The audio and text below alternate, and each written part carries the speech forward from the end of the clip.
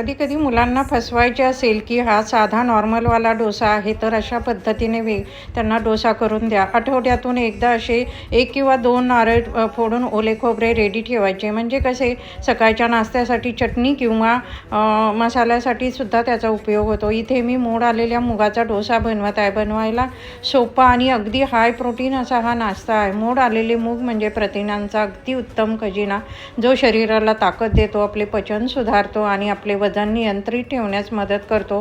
तांदूळ रात्री भिजायला घातले होते, त्यात मोड आलेले मूग आणि ओलं खोबरं घातलं, त्यामुळे अगदी हिरवा कलर येत नाही, थोडासा पांढरा असा कलर येतो. त्यामध्ये थोडी कोथिंबीर, मिरची आणि आलं घालून हे छान असं वाटून घेतलं. आणि तांदूळ हे डोशाला मऊपणा देतात, शरीराला त्वरित ऊर्जा देतात. तुम्ही हा डोसा अगदी कमी तेलामध्ये जास्त पोषण देणारा, अगदी लहानांपासून मोठ्यांपर्यंत सर्वांना योग्य असा हा नाश्ता आहे. हा डोसा हिरवागार असला